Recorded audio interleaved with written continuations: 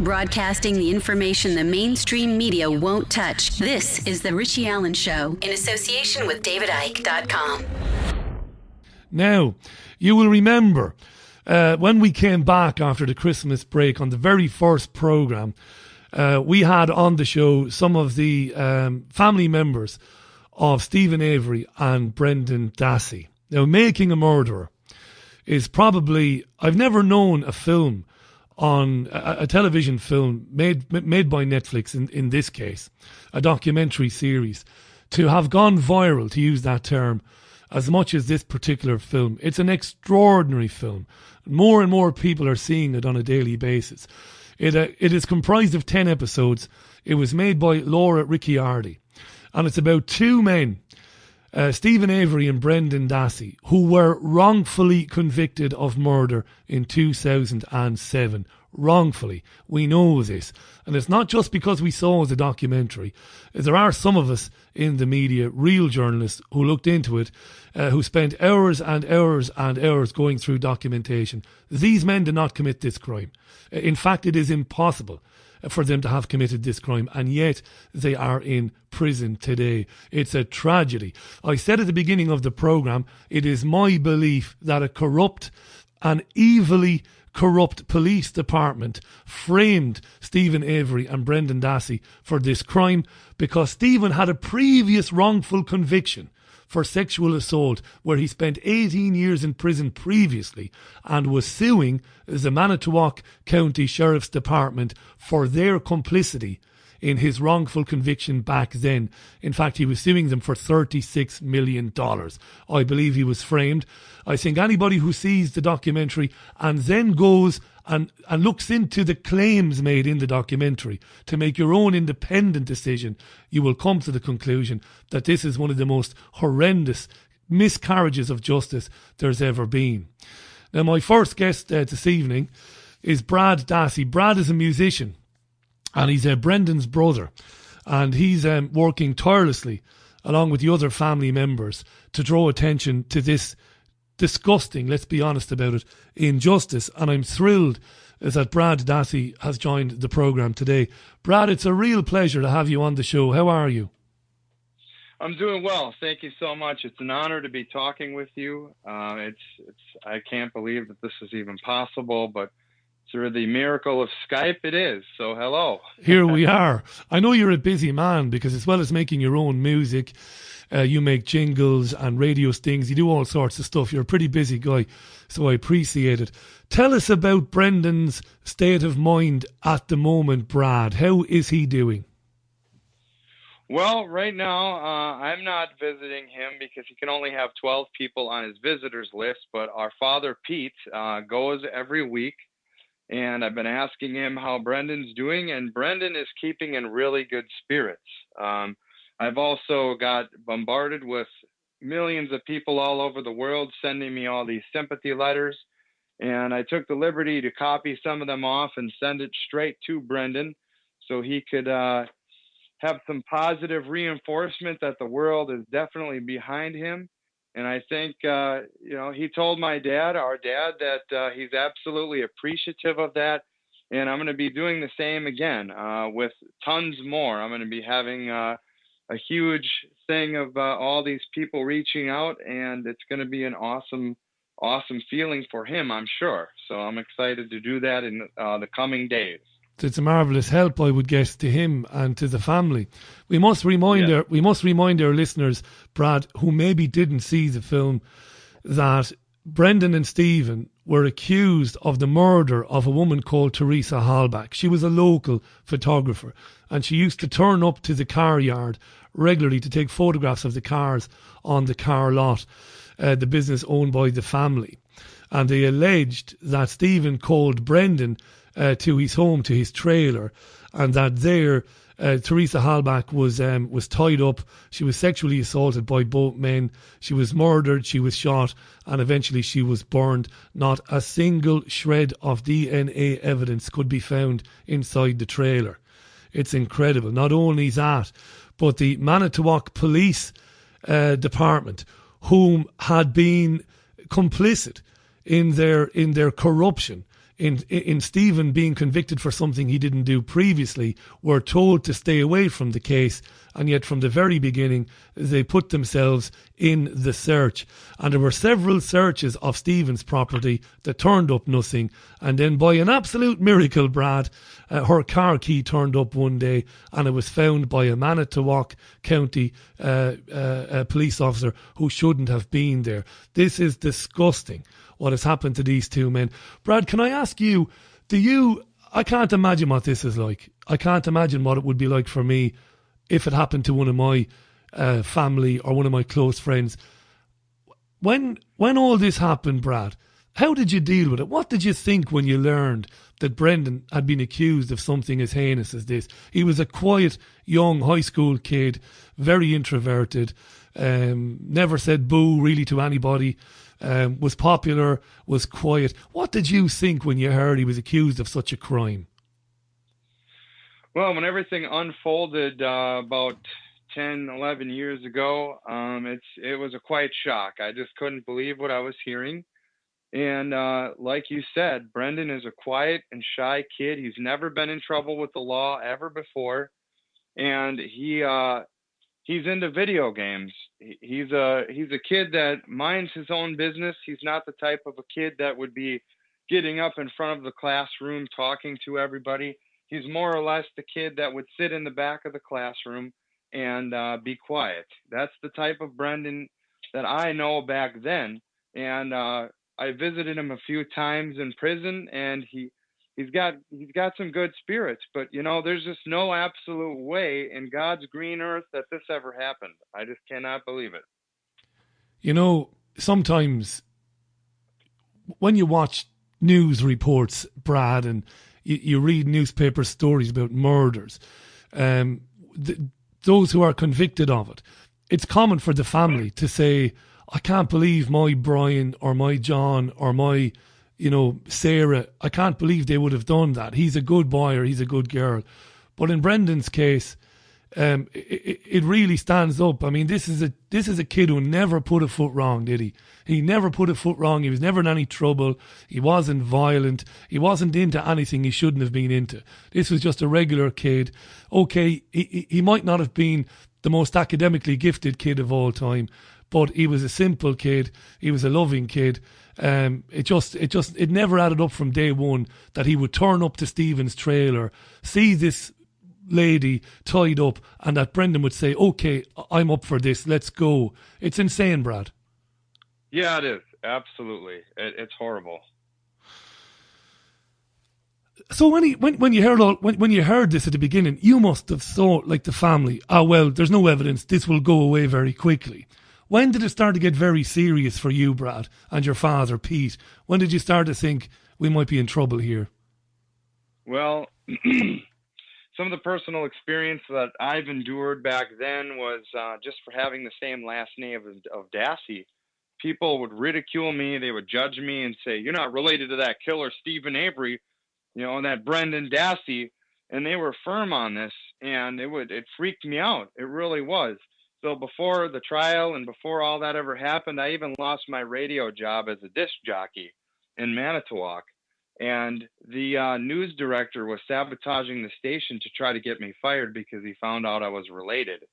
And so it was absolutely ridiculous what not only I went through, but what my family went through. And my dad, when we were talking at the time, he just couldn't believe that this was going on. He said, there's no way that this is real. This can't be happening at all. Brendan is innocent. Imagine you running into difficulties in your job because of that. I can't imagine how difficult that is, as well as dealing with the trauma of what your brother is going through even you're putting up with this as well. Whatever happened, Brad, to the idea that you're innocent until you're proven guilty? Well, in this case, from what I've watched, I mean, back then in the news, as more and more details were developing, I had a notion to believe that Stephen did do it.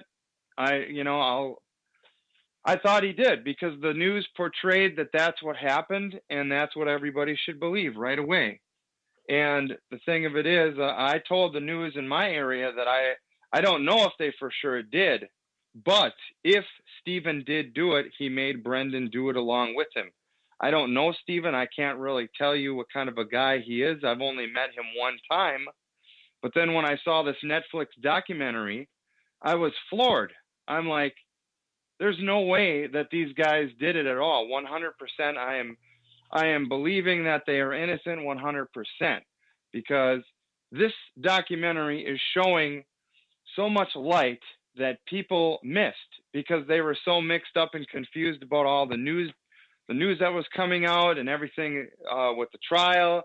And a lot of people, I could tell in their voice that they firmly believed that they both did it and they both deserved to rot in hell. Don't forget, and it's important to mention this, that there was an absolutely sickening and disgraceful press conference put on by Ken Kratz, the prosecutor.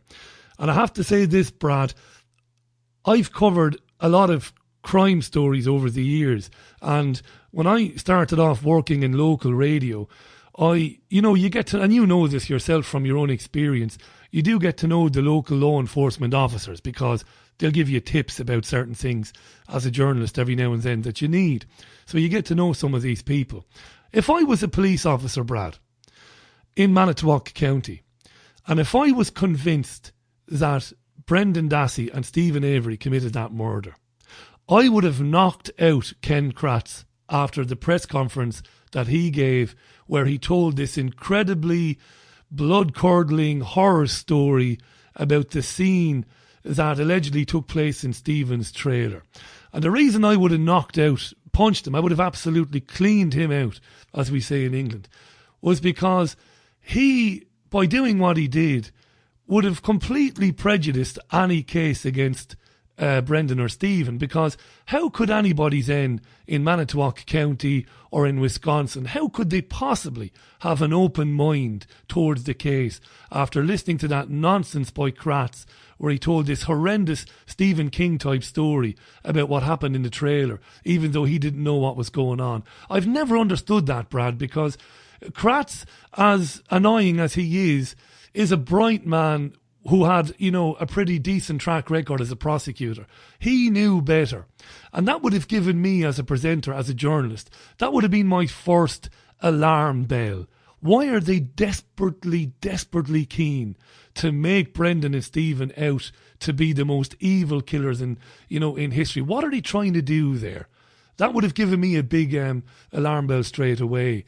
How could they have gotten a trial in Manitowoc County or anywhere else? How could they have gotten a fair trial after that? It was terrible.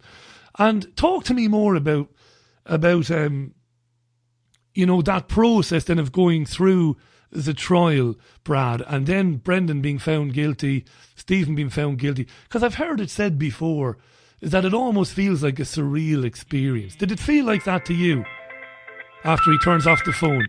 Are you still there? Yeah, I'm still there, yeah. Okay, sorry, I got cut off. Oh, did you get cut off for me? Also, I didn't realise that. There I was talking, I didn't realise it. I was going to ask you the question. Okay, I'm sorry. Not at all. I was going to ask you the question.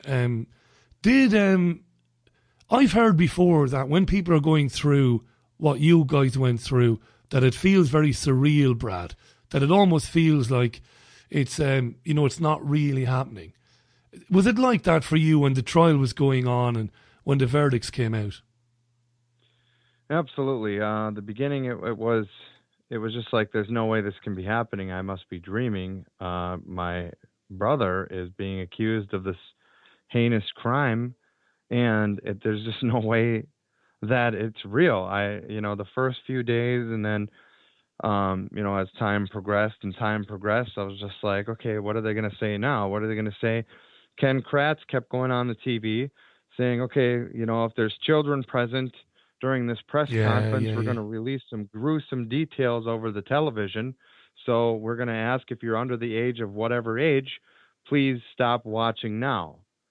And it sounded like he took complete control. And this was insane, because the trial never even went on. He was talking everything up right on the television to make people believe that they're guilty right away without, innocent until proven guilty. And you're absolutely right. And that's the point I was making. If I was a police officer and I believed that Brendan and Stephen were guilty, I would have wanted to murder Kratz, because, because he in a fair world, he was making it more difficult for a prosecution with his grandstanding and his craziness. But that's what made me think, watching the documentary, that it was very, very, very, very dodgy from the word go. A friend of mine was listening to this in Dublin. Jean Ann has just sent me a message.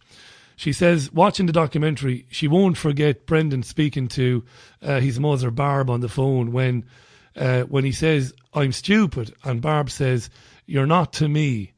And then that horrible video of the interrogation when they had him for hours, forcing him into saying all those things that he didn't do. And then at the very end of it, Brad, and this must give it away for people as well, this is the proof the guy is innocent.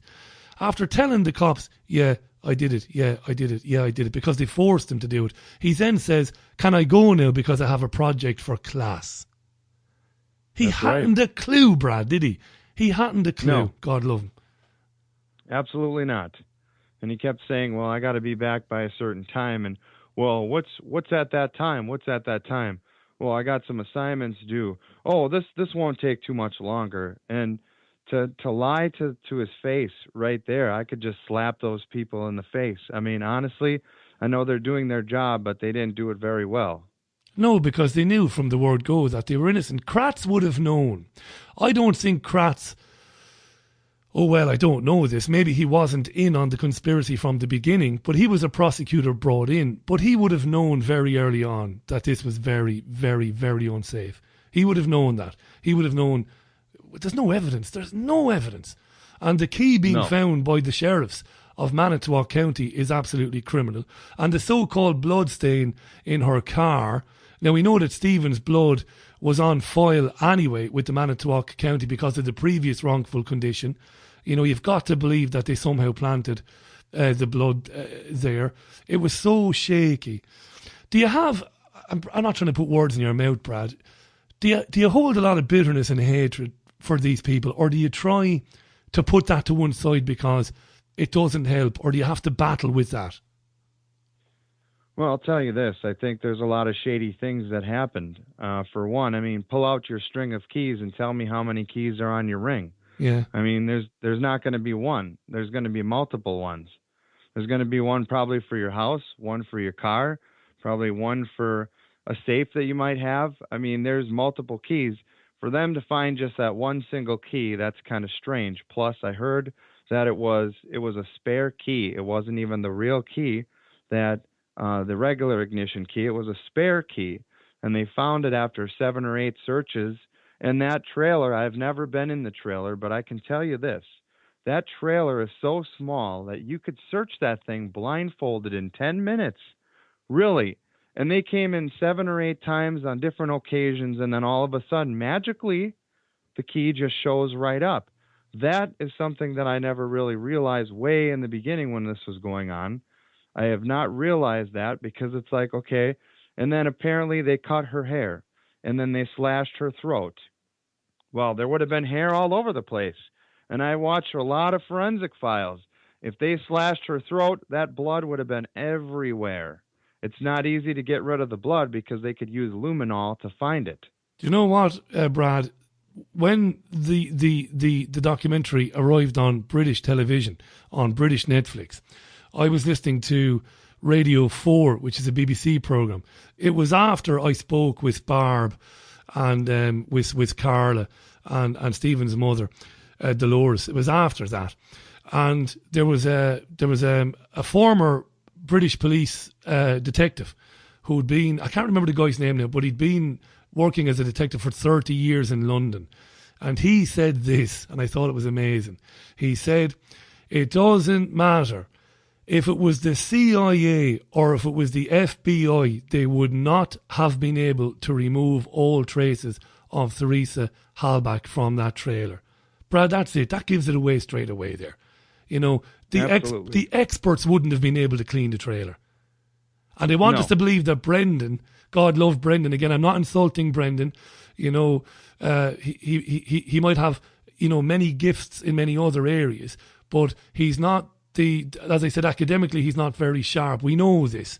The idea that, and Stephen, God love him as well, again, average intelligence. The idea that the two guys were then able to meticulously clean the trailer. Brad, it's laughable. I can't believe I'm talking about this. How do we live in a world where they can get away with that?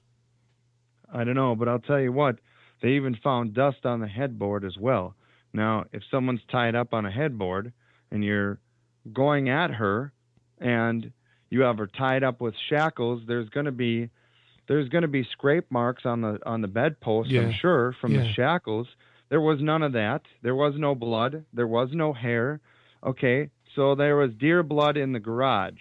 All right, the deer blood was there. That was the only blood they found. And the thing is, if you cut a woman's hair, there's millions of strands of hair. There's got to be some hair somewhere. If you cut her hair off and then you slashed her throat in a bed that they said they did this in, and there's nothing there, absolutely nothing. And then there's only a couple traces of blood in her vehicle. Now, it doesn't make sense to me why they would apparently clean some areas and then just leave other things just right out in the open. Like they just ran out, and apparently they planned all of this stuff. That's the rumor, that they planned all of this. Now, if a criminal is going to plan something, I think they would for sure get rid of the vehicle. They would even get rid of the key. But all this stuff just comes out of nowhere. And one of the people on the search team, by the miraculous power of God, led her right to the car in 20 minutes. Now, I don't believe that. I believe in God. I'm a Christian, but I don't believe that psychically God just said, hey, this car is over in this area. Hurry up and go over there and look. They want us to believe, Brad, that they were geniuses in terms of the way they cleaned the garage and the trailer. But their genius must have been switched on and off during the whole process. Because then, as you said, they made silly mistakes with the car and stuff. It's horrendous. Justine has emailed the programme live. There's a lot of tweets here as well, at Richie Allen Show on Twitter. Justine says, Brad, we believe you. We know this goes on. The lies in the legal system can blow the mind. We send you all and all the family love and strength. And Sean was on to ask this. Richie, is there any opinion on who did the crime, and are the victims and the accused family in touch to get the real killer, who must still be at large? Well, to answer that, the Hallback family presumably believe that Stephen and Brendan did it, even though they didn't. So I don't think there's any communication between the families, tragically. As to who did do the crime, and you see, Brad, this is where we're at here. Because when I spoke to Carla and to Barb and to Dolores, one of the things that we were saying is that, you know, the average man and woman on the street, Brad, and I consider myself to be average, they don't want to believe that the people charged with protecting them can be as evil as what happened to Brendan and Stephen. Because you can only conclude that forces working for or even above the Manitowoc County Sheriff's Department decided to frame Stephen Avery, and somebody connected to that has disappeared Teresa Hallback off the face of the earth. That's what I believe. And I know that Stephen's lawyers desperately wanted to introduce this scenario during Stephen's trial, but the corrupt judge, let's be honest about it, wouldn't allow them do that. That's all you can conclude, Brad, but yet people don't want to believe it because they won't sleep easily at night if they believe that the police, that the FBI, that the government is capable of doing that. What do you think? Well, the comment on the judge, he said that he was the most dangerous criminal to step foot in the area. I don't know if he said the world. I don't remember his exact comments, but the most dangerous criminal. I mean, those words are honestly, when he was exonerated from the first case, they proved by a pubic hair that the guy was never even involved. And this whole time, I'll tell you, I've been to that Bernstein's candy factory. They make the candy right there, and that lady was a very wealthy lady, and I have all respect for her. And I believe that the Penny Bernstein, she actually hugged Stephen Avery and forgave. Everybody forgave each other for everything. Yeah, Stephen forgave her for putting him away, and it wasn't even her fault. But the corruption that went on all these years, there was all these tips about, hey, there's another guy that might be the suspect. You might want to look into it. The thing that really tweaks my melon about Manitowoc County is that they never even looked into it. They just brushed it under the rug and said, well, no, we got our guy. We got the sketch artist. He put the sketch up into a piece of glass and hung it on his freaking office wall. I mean, who does that? Have you talked to any detective, a police sketch artist that literally frames in a piece of glass a possible convicted killer's sketch photo and then hangs it on his office wall? Do you know of anybody who's done that before? No way, Brad. And this guy No. should have went to prison for 10 years. Because that's ridiculous. That's right. That is you are complicit in the framing of a man for a crime he didn't commit. He was absolutely complicit in it.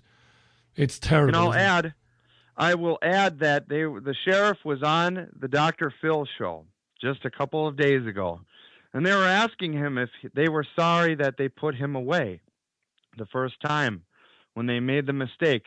And the sheriff said, no, absolutely not. I'm not sorry for what happened. That in itself right there. See, if that was me in that case, I could have said, yes, I'm very sorry for the first time. I was wrong. This second time we firmly believe they are involved, but I'm not sorry for the second time. I'm sorry for the first time. That would have been my answer. But the guy so heartlessly said, no, he's not sorry to put Stephen Avery away all that time, even though he was proven innocent. I cannot believe that. That shows the character that this guy has. It's a sickness, isn't it? It's an absolute sickness. It's an evil. There's no other way to describe it. Some of these guys were going to be deposed. They're going to be questioned on the record about the cover-up of the initial crime. Penny Bernstein, whom Stephen did not sexually assault. He couldn't have. He was nowhere near the place at the time. He had over 20 different witnesses to say that they had seen him during the day. And yet they went after him because they didn't like him and they didn't like the family. It is disgusting. And I didn't realise that this clown was on Dr. Phil and said that they don't have any regrets about putting a man in jail for 18 years for nothing. I didn't realise that, Brad, but I'm not surprised by it. Has the release of the film, has it, I mean, we know the public reaction worldwide has been amazing. They have internet groups in every bloody country in the world. They're in China, everywhere, anywhere where people have TV, they've seen this and they are absolutely outraged. What has it done for you and your father, Pete, and the other family members? Has it given you great optimism, Brad, that you might finally see justice in this terrible tragedy? I believe so. And the beautiful thing about all of this is a lot of old friends that I was friends with back years ago, over 10 years ago, they saw the documentary and they thought, well, I want to see if Brad's on Facebook. I want to talk to him about it and I want to add him.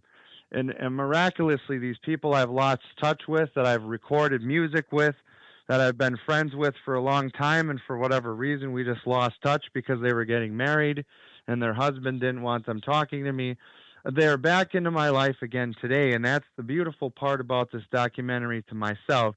As far as justice goes, I firmly believe that it's going to be prevailing very soon, and whoever did all this is going to be shaking in their shoes. They're probably going to be running. They're honestly going to be leaving the country. And there's speculation that maybe Teresa wasn't even killed, that maybe they just paid her to change her name and image. And it's easier to pay somebody $1 million than pay Stephen Avery $36 million. You know what I mean? I'm not saying that I firmly believe that, but that's kind of one of the more theories that I kind of am leaning towards, because, you know, it makes perfect sense. Manitowoc could pay this woman $1 million and hush up and, okay, you can never contact your family, and we're going to give you $1 million, and then they don't have to pay Stephen $36 million. I'd find that one, it's going to sound funny now, me saying this, me of all people. Now, you don't know me, but my listeners do. So they'll find it difficult to believe me. I'm not so sure about that, because, Yeah, $1 million. I don't have $1 million, Brad. But the idea is that you'd have to disappear, off the face of the earth, literally go somewhere else, go to another country and not see your family. I'm not saying it's impossible. It is possible. I think it's even more sick, Brad. It's evil. We know there are guys walking around, they've served in the army, they've worked for the CIA, they've worked for intelligence agencies, they're retired. They're complete psychopaths, Brad. They're for hire by anybody, by any corporation who wants to kill somebody. These guys are for hire. It's a simple matter of picking up a phone and saying, make this woman disappear off the face of the earth, feet first, and leave no trace of her. I really believe that, But listen, I've seen the theories about that she didn't die, and it might very well be true, but I think it's even more sick than that. They're sick people. As you said, he was suing them for $18 million for their complicity in his conviction, and then 18 million punitive damages to punish them for what they did. $1 million for every year he was in jail in the wrong, and 18 million for punishment. And you're absolutely right. That couldn't be allowed. Couldn't be allowed, that. And I think there are even greater forces at play than just the Manitowoc County Sheriff's Department.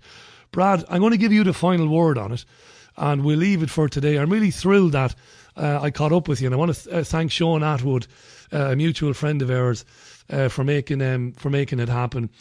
I've fallen in love with Dolores, God love her, Stephen's mother, and Barbara. Yeah. I know Barbara's not your mum.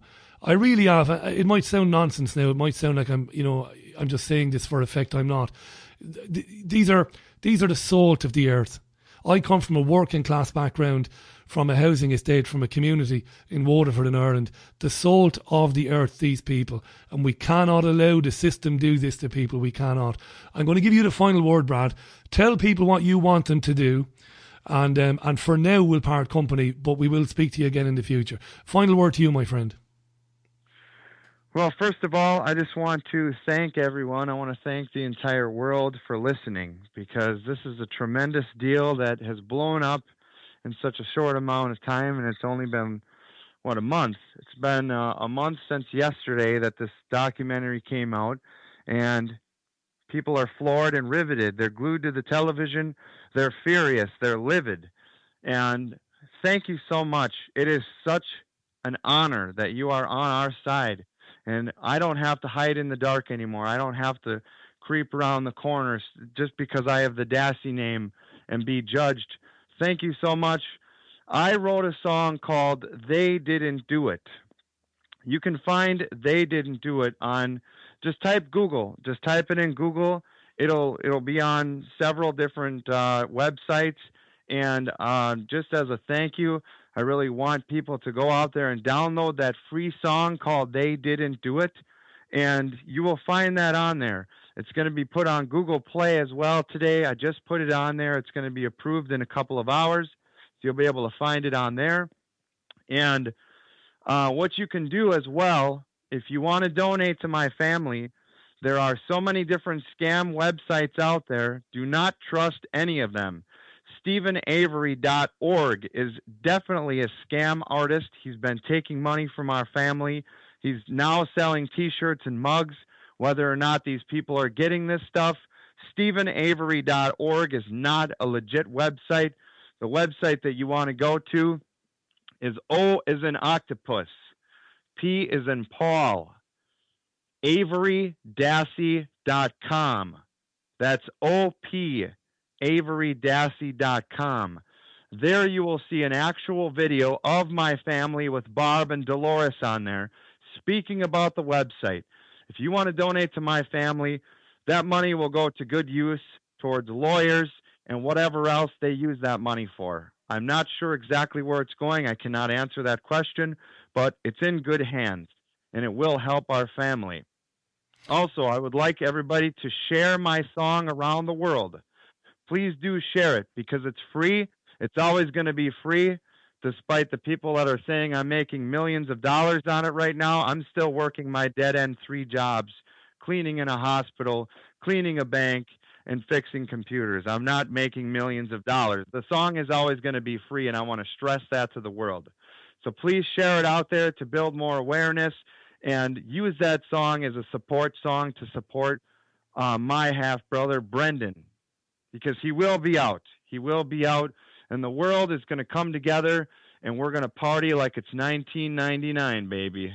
I tell you what, my friend, you must have been a terrific music radio presenter. You've got great delivery, and I mean that sincerely, Brad. Godspeed to you and to your family. Stay in touch. You're always welcome back on.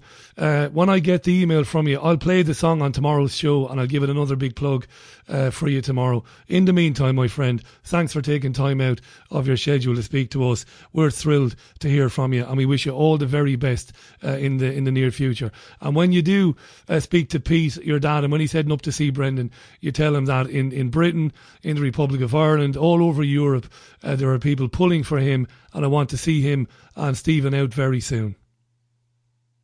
Absolutely. Thank you so much. Thank you for your time.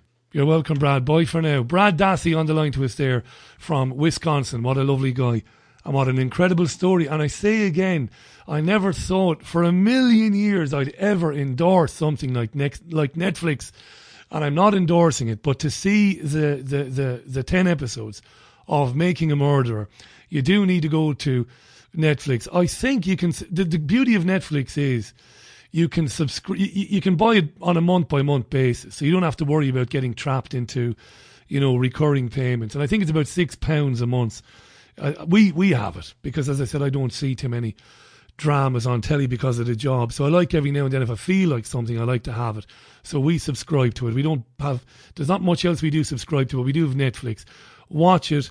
Be stunned by what you see in it, and then look at what they tell you in it and look into it yourself. All of the information and the documentation is available on the internet.